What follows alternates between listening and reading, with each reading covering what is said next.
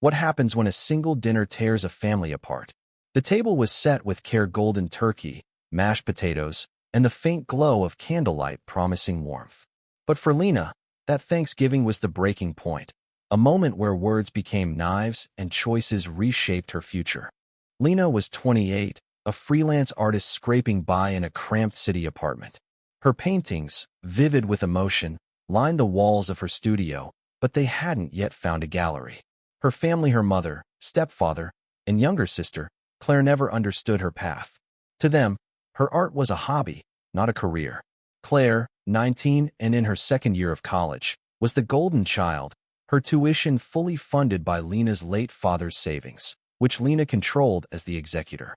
That Thanksgiving, the air was thick with tension.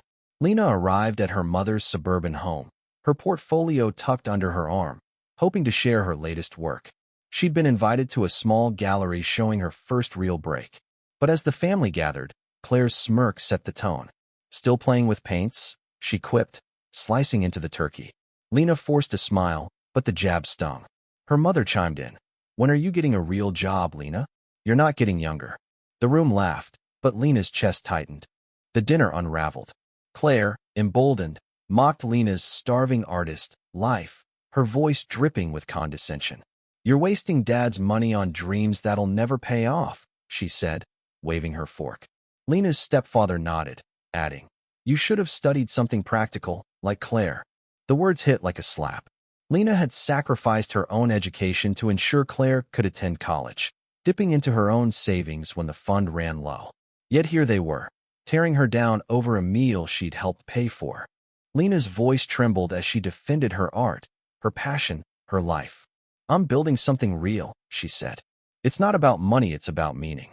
But Claire laughed, a cruel edge to her tone. "Meaning? You're a joke, Lena. You'll never be anything." The room fell silent. Lena's mother looked away, unwilling to intervene. Something inside Lena snapped. She stood, her chair scraping the floor. "If I'm such a failure," she said, voice low and steady, "then I'm done funding your tuition, Claire." Gasps followed. Claire's face paled. Lena grabbed her coat and walked out, the door slamming behind her. The night air was cold, but it felt like freedom. She didn't look back. The weeks that followed were chaos. Claire's calls flooded Lena's phone, please, then insults, then silence. Her mother sent long emails, accusing Lena of selfishness, of tearing the family apart. Lena read them, but her resolve held.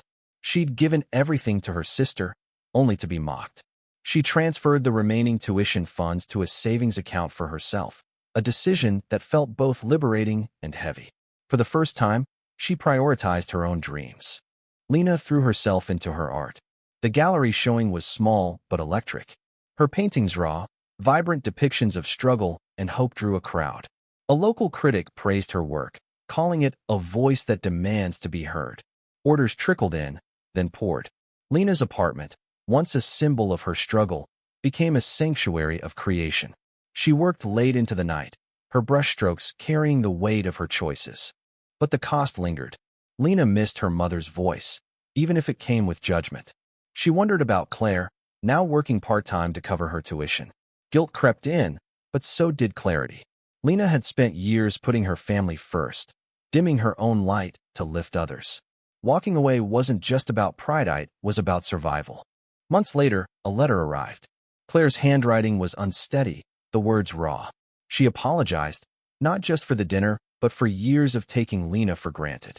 She was struggling but learning, she wrote, and she admired Lena's courage. The letter ended with a question.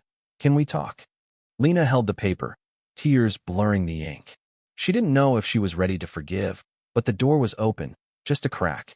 Lena's story isn't about revenge, it's about boundaries. It's about the cost of chasing a dream in a world that demands practicality. She lost a family dinner, maybe even a family, but she gained herself. Her art, once dismissed, now hangs in galleries, each piece a testament to her resilience.